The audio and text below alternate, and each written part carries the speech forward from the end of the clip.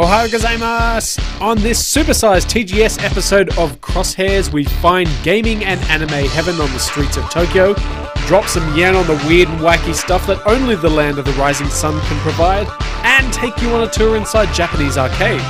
Plus, we put up our jukes and throw fireballs with Street Fighter Cross Tekken, and bust moves with one of the biggest names in rhythm gaming development. So, stick around.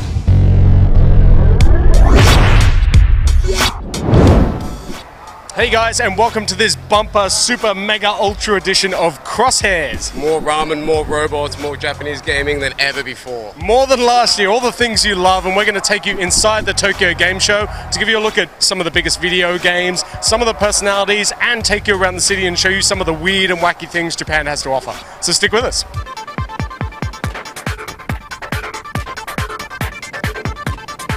So guys, let's have a look inside. We'll see what's on the show this year, and you've got a challenge. Yeah. I got 130 Miis in my Street Pass right now. Let's see how many we can get by the time we're done on the show floor. Now, of course, cause you know and I know that TGS isn't just for the biggest publishers and the biggest games. We've got some indie stuff here as well. Yeah, well, not quite indie. We've actually got some universities. Like, we've got the Tokyo University of Design right there. We've got the Hokkaido one back there. And basically what they're doing is they're showing off the games that the students have made and talking a little bit about their design courses, which I think is what really separates like TGS away from like the E3s. Because this is an open show, like universities can come and talk to potential game designers. So it really opens it up to like people not just seeing the games but also learning about how to get into the industry. Guys, we're at one of the bigger booths here. We've got Square Enix. They're showing a couple of games. Yeah, you might have heard of a little game called Final Fantasy. They've got several of those bad boys. Fantasy. So Fantasy. Yeah, okay. I get that you might not understand what that is. So basically, they've got Final Fantasy 13-2, which is the spin-off sequel to Final Fantasy 13. We've also got this kind of quirky, like, 3DS Final Fantasy rhythm game, so you tap to the beat and then you swipe as well. And they've also got a collaboration game with Nintendo, which is blending like Mario Party together with the Mario universe and characters from the Dragon Quest universe.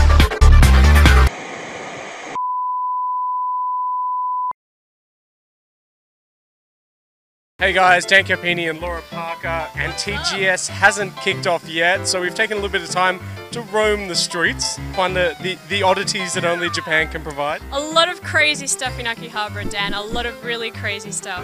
Including this place that we've just happened to stumble upon. Laura Parker looked it up on a map in advance. Yes, and we called ahead and made sure we could get in. Yeah, sure, stumble upon. There's going to be some wacky stuff inside, so let's jump in and see what we can find. Alright, Dan, I'm back. What did you find? Well, it's pretty smutty. I don't know if you want to know, but... Yes, I do. More so now. I found a one-night stand in a can. Nice. And, let me tell you the contents of this. We've got a sexy shorts, lotion, a number 3 is a rotor. I'll let you guess what that one is. Condoms and a love ring. Everything you need for a one-night stand. It's perfect. And it cost you a measly 980 yen. That's right, $10. It's pretty good. That's good value. Now, I want you to go in there and see what you can find. Alright, I reckon I can top that one. No, Let me see what I can I find. don't think you can. You take this. Alright. What did you find, Dad? I'm a guy. Did you find? So we have a couple of fundamental needs in the... Oh my god. What did you find? Two of the greatest things combined. Robot condoms, what? These are particularly good because they're called Love Cannon. Right, wow, okay. So read what's on the box. Can you read what's... So it says, try new type, can you survive 12 times? Oh my god. And there's 12 inside, so I'm guessing that that's a challenge. And turn it around. What have we got on the back? We got on the back. Type Sex 77 series. What's that about? The 76 series obviously didn't make muster. So is this like a collect them all pack? Like, you know, you got different kind of robot condoms? There were actually a couple of different types inside. So this is a good starting point. We also saw SAC, nondescript SAC, a different type of robot, and on the back we've got a couple of different images as well. Including an image of the condom itself. Which Wow. is always handy when making a purchasing decision. That's right, yes. So that's what I found inside. Other stuff we found in a can includes nuts. Panties in a can. And bread.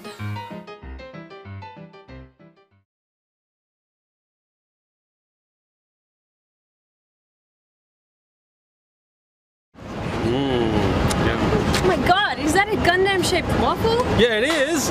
Where'd you get it from? From the Gundam Cafe.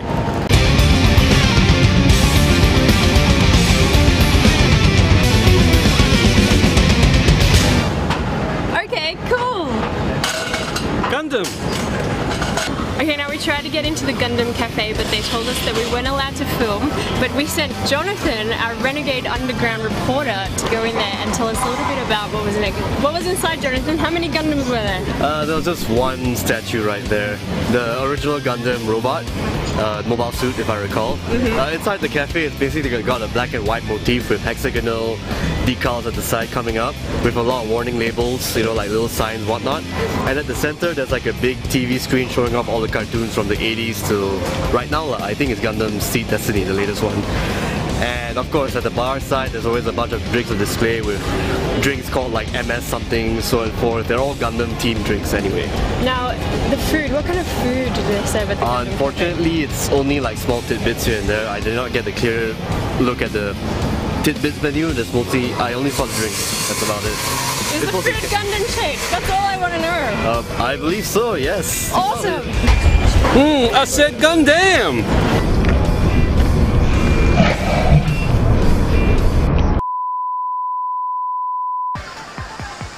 Koei Tecmo? Yep. So EA have got FIFA, Activision have got Call of Duty, Koei Tecmo, they've got a lot of Dynasty Warriors, and guess what? Dynasty Warriors is here at the show again. And Ninja Gaiden 3. It is, yeah. It's for the first time playable, which is pretty cool. They're showing off some new levels, and it's not as gory as the previous ones. Mobile games, huge in Japan, and Sony's got a booth here, not only for the PlayStation, but also for its Xperia brand. They sure are, yeah. So they've got like a booth set up with a couple of Xperia Plays, which are the PlayStation branded phones. Not too surprisingly, they're talking a whole lot about the PlayStation certified product that they're offering. So they've got like Crash Bandicoot and I think a couple of other Japanese PlayStation games. PlayStation, the spiritual home here in Japan. They're showing plenty of Vita content off on the Sony booth. Yeah, they sure are. Unfortunately, Uncharted Golden Abyss isn't actually on the booth. They've got Ultimate Marvel vs. Capcom 3. We've got a little game called Ridge Racer. I mean, I wouldn't be... Gotta have a Ridge Racer. You can't launch a console without no Ridge Racer. And then we've got a game which I'm not too sure what it's all about, but it's called Dream Club 3-0. Sounds romantic. We've also spotted Shinobito 2 and Tales of Innocence, which may not make it to the West. Hey everyone, this is Randall here at Tokyo Game Show. We're going to try meat foods on stick generally. This one, the first one we're going to try is a Japanese dakuto. So here we go.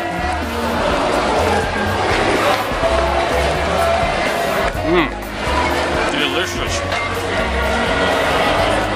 Full of fiber. Now, because the Xbox, bit of a rocky path here in the old Japan. I think the only place you can get them is landfill by digging like several feet under. You gotta go under the all the disused. You'll probably end up in Mexico before you find the Xboxes in landfill here. But even still, they've got a pretty significant booth here at the show. They're showing off a whole bunch of Kinect titles. They've got Forza. Yeah, one interesting thing is, so Gears of War is launching this week in the West on the 20th. There is 0 Gears of War here 3. No Lancers, no Cliffy B, no Locusts. But you know what there is a lot of? And that's Electric Boogaloo. Yeah. And you chat with someone here at the show. I managed to catch up with Alex Rigalopoulos. He's from Harmonix and he talks all things Dance Central 2.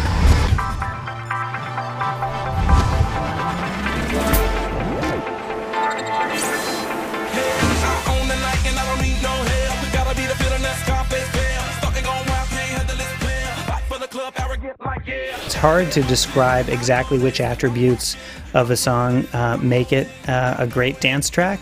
There are certain things like certain BPM ranges work better than others, but often it's just something that you know, it's hard to define, but you know it when you hear it. You know, when you listen to a song and it makes you want to move, that's a good sign that it'll be a great dance song. We want to provide, on the one hand, choreography that is accessible to anyone. If you don't consider yourself a dancer, you can still jump in and start having a lot of fun with a really accessible choreography on the easy modes. But if you're like a serious dancer and you've got moves and training and you really want to challenge, well, then the expert level choreography is pretty hardcore. And of course, there's a medium level in between as well. It was, I think, easier to license the second time around. The first time, it was an unproven franchise and no one really knew what it was yet. Now, the first title was a big hit and everyone knows it now. And so we actually had a lot of proactive interest from artists who wanted to be in the game the second time around. So it was a little easier this time. One big feature in Dance Central 2 that wasn't present in Dance Central 1 is voice control. So there's fairly comprehensive voice commands integrated through the game, including in Break It Down. So in the Break It Down mode is a much more sophisticated mode with much more precise control of what you're working on, and most of that can be done through voice commands. So it really keeps you in the experience. You don't have to break out for physical controls when you can do everything with your voice. The other big thing in Dance Central 2 is two-player skeleton tracking. So we can actually simultaneously track two players for multiplayer play, which is something that we weren't able to do in Dance Central 1 either. For me, one of the I guess it was funny. It was also kind of heartwarming stories coming out of Dance Central was actually at E3 this year. We had our first ever marriage proposal on the stage, where actually a guy got down after dancing with his girlfriend, got down on one knee and proposed to her in front of the crowd and the cameras. I guess they had spent a lot of time playing the game together and had, fallen in love over the game, and he actually proposed to her on the E3 stage. That was pretty cool. Right as we're exploring Tokyo just a little bit before TGS, I figured what's the best place for us to drink a little bit and play a few retro games? Why not go to the 8-Bit Cafe, of course?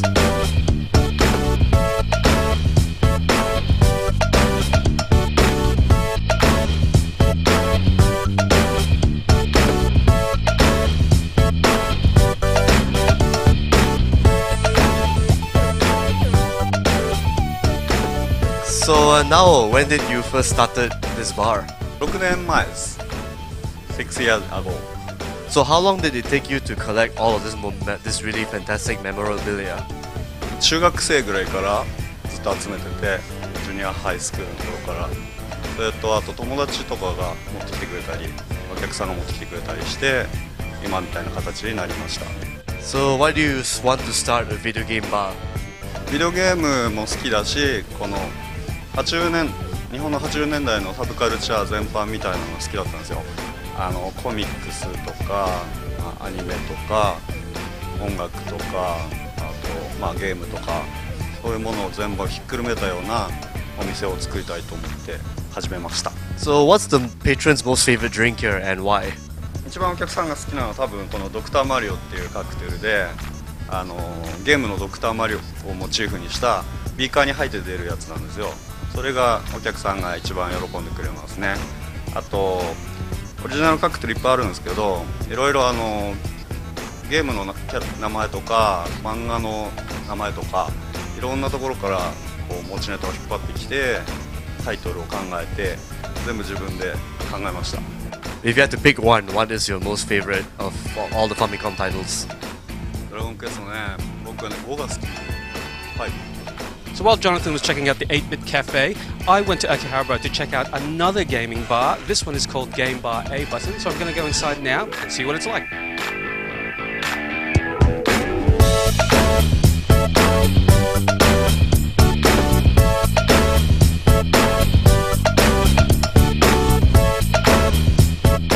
So can you tell us about the history of the bar? How long has it been here?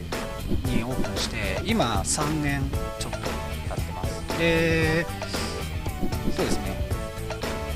秋葉原でずっとやってて、その前は僕はゲーム会社にいたんで、ゲーム会社をやっててその後にこういうお店を作りました。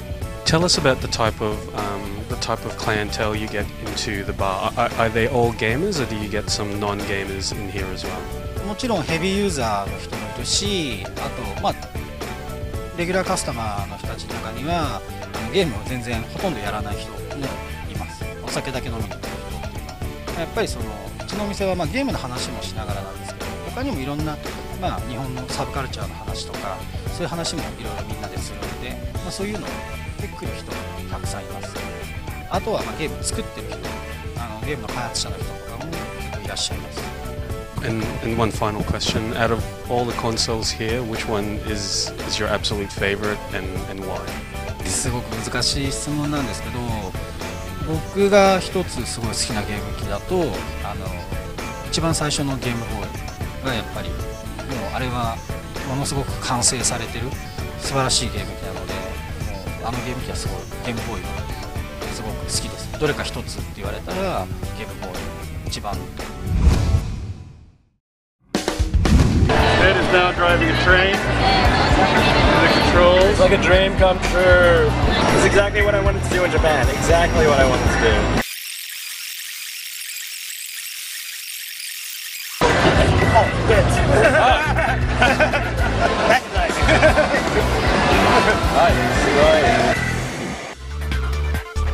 Konami's got another booth this year. It's massive. I think about the same size as last year, but stacked with games. Cos, what's inside? Alright, so they've got a little franchise that is very close to my heart. Dating sims. No, not quite. I do like those, but it's the Metal Gear franchise. So what they're showing off is they've got 3 different titles. You've got Metal Gear Solid 3 Snake Eater for the 3DS. Then they're showing off the Metal Gear Solid HD remix. And so they got the Peace Walker HD remix, which is coming out on both the Xbox 360, PlayStation 3, and recently announced Vita. And then they've also got the original trilogy. So they're showing off Metal Gear Solid 2 HD remix, Metal Gear Solid 3 HD remix. And they've also announced the packaging, which will come with the original Metal Gears as well on the disc. That is a lot of Metal Gear for one show. Not enough Metal Gear, because if you guys will have noticed, ain't no Metal Gear Rising to be seen around here. No, there hasn't been. A bit of a surprise for the show, considering we didn't see a lot of E3 either. They've also got Winning 11, which is Pro Evo for the rest of the world. Never Dead, which is looking kind of interesting, but we got to keep this train rolling because there's still so much more to see.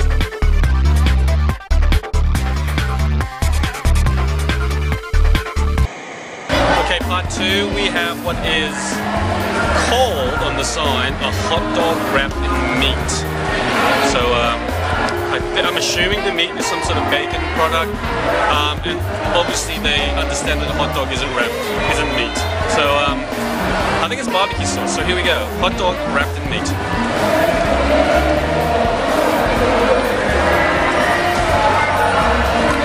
Okay, I think they think hot dogs are rice.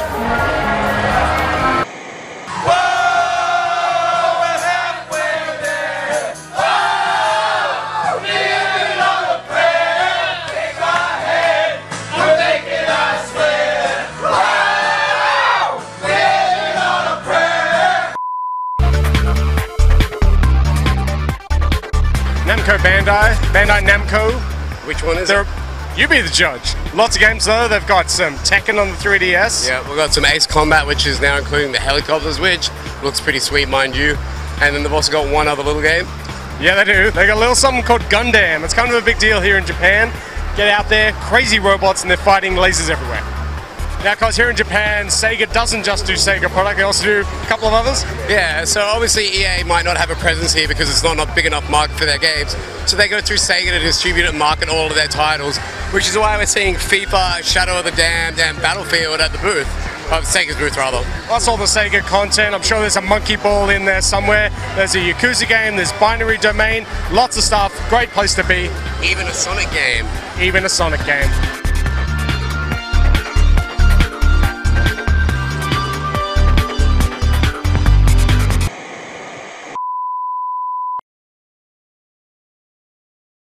Hey everyone, it's Randolph here. We are in Tokyo, in Akihabara. It's called Electric Town, and we're here to check out something that's pretty much dead in the West, but still very much alive here, and that is the arcade. Now, we're here at Club Sega in Akihabara. We're about to go inside to check it out. Come with me.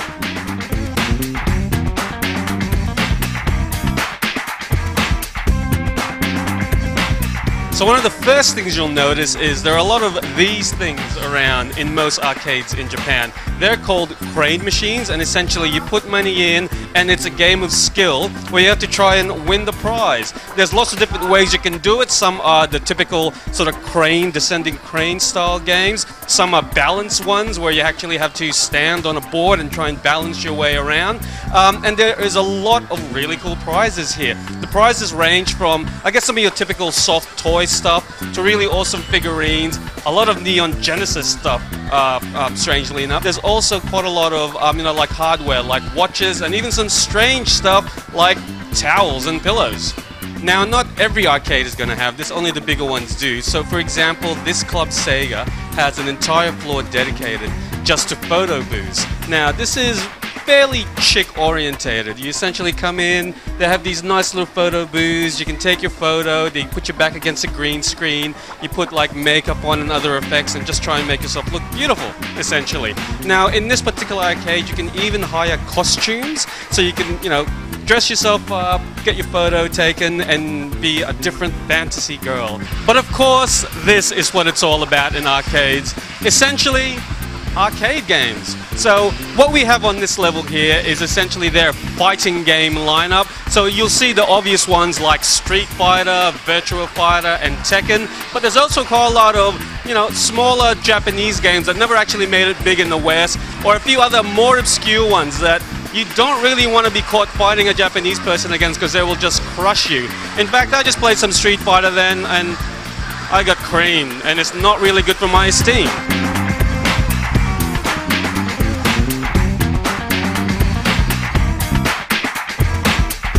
Oh, sorry, I didn't notice you there. I was just doing some typing of the dead. But anyway, enough of that. Nostalgia is still really big here in Japan. So in this particular arcade, they've got a whole level dedicated to retro games. So you see things like Afterburner, Spike Out, even Daytona, and there's even a Super Mario Brothers arcade machine right here. Now when we say multiplayer in the West, that usually means Xbox Live or PSN. In Japanese arcades, what multiplayer means is dozens of network machines in the one location and even networked around the country or even the region. For example, we have about a dozen border break machines here all joined together. We have some Crosshairs over there, and there's even some non-traditional game stuff like quiz games or even mahjong. Another really big thing in Japanese arcades are card battle games. So that's essentially where you get yourself a deck of cards and interact with the game right there, depending on what your card layout is. Some of the major ones here include World Club Football, but there's also a couple of other Dynasty Warrior type spin-offs that are also quite popular.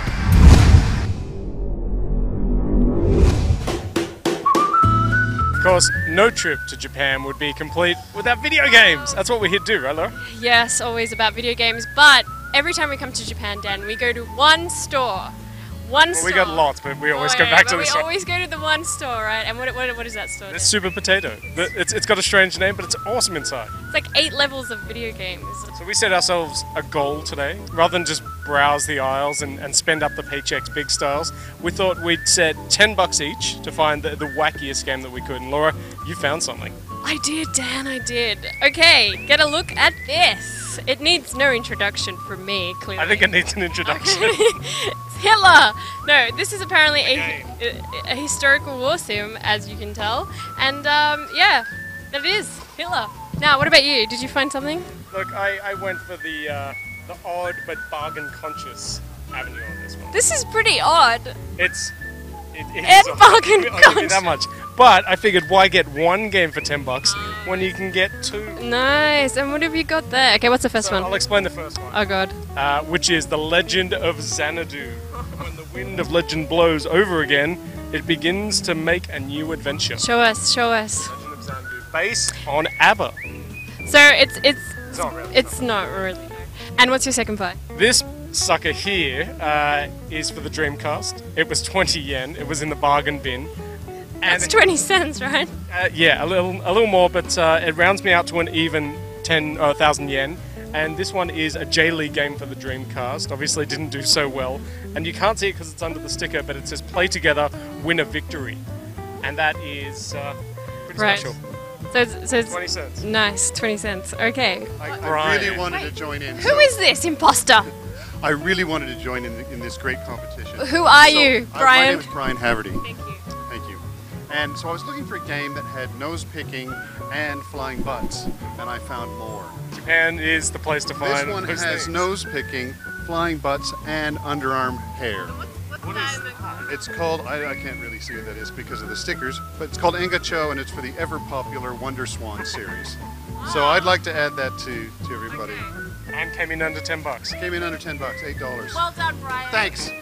Thank you for your contribution. Brian wins the challenge. Flip it over. Good.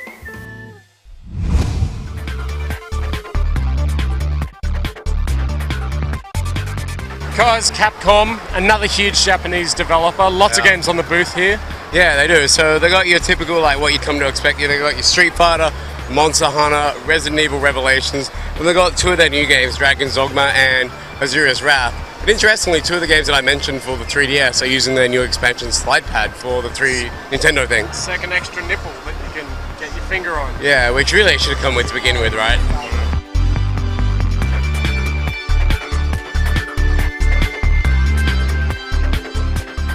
Now, because Street Fighter Cross Tekken, huge title, lots of news coming out of the show, and you caught up with someone to talk about the game? Sure did. You might have heard of a man called Yoshinori Ono. He's like the father of the Street Fighter franchise and a rad dude.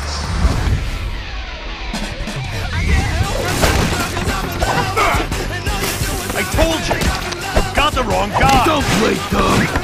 You would think you can't beat him, join him, and picked up a cool body like mine! Oh!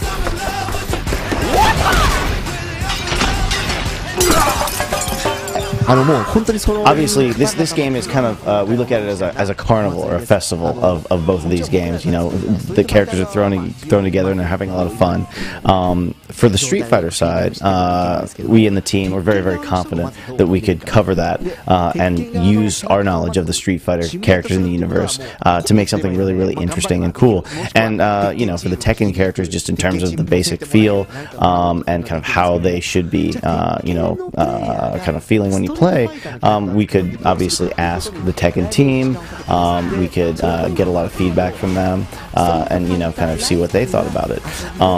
That was very, very useful, but, you know, one of the biggest challenges we had, and one of the things that we found to be most interesting, was how to make kind of Tekken players, how to give them the chance to enjoy using the Street Fighter characters in a way that didn't feel too dissimilar, but also felt like Street Fighter.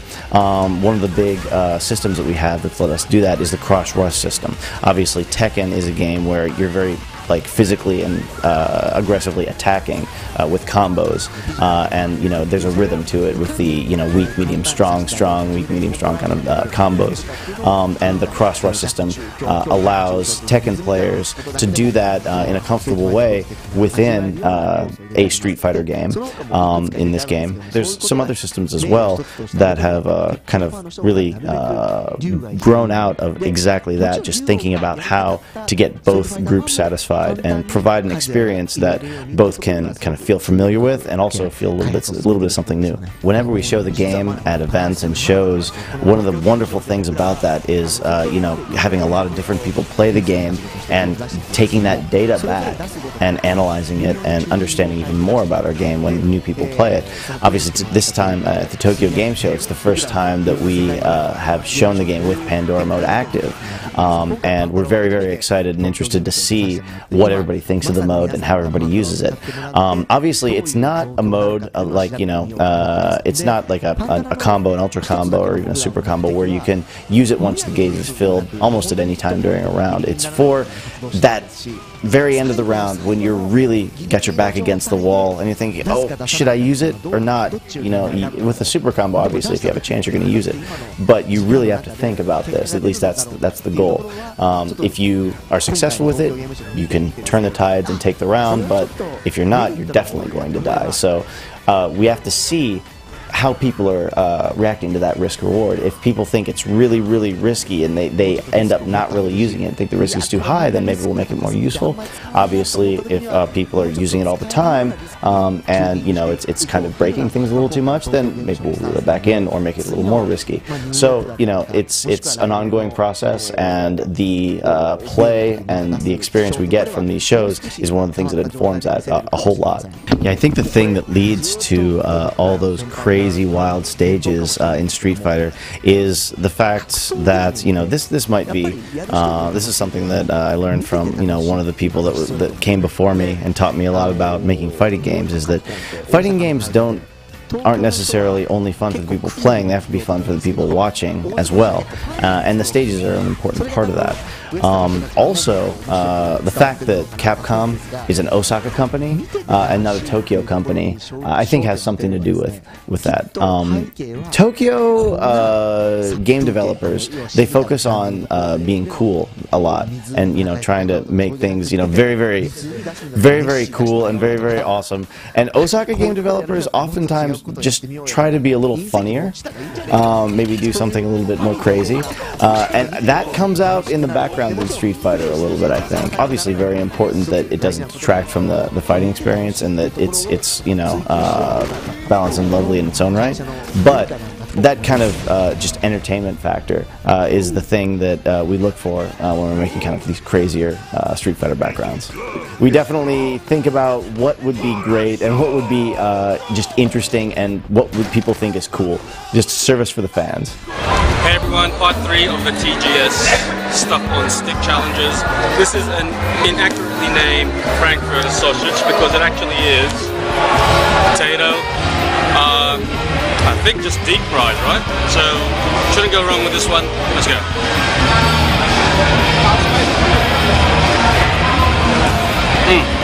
That's good.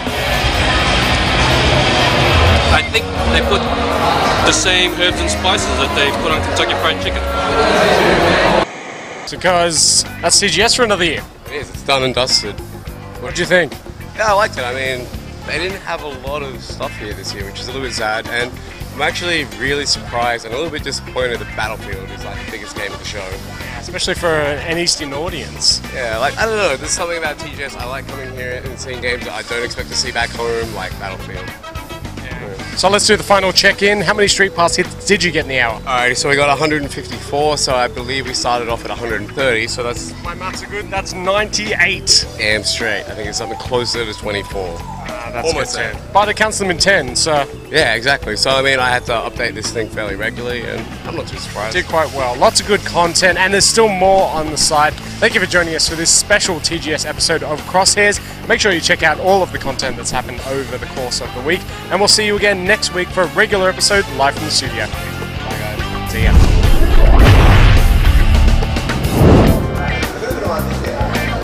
It's an international show, but Spain, huh? Not big on their games. Did you know you can also get fried chicken in a cup? Why would you want that when you can get them on sticks? Ramen time! It's ramen time! Ramen time!